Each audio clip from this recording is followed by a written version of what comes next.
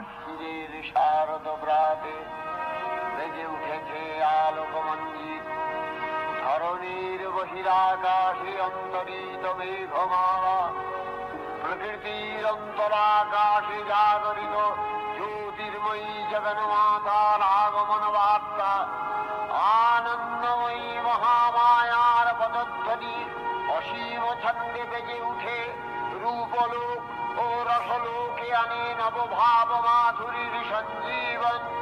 তাই আনন্দিতা শ্যামলী মাতৃকার চিন্ময়ীকে মৃন্ময়ীতে আবাহন।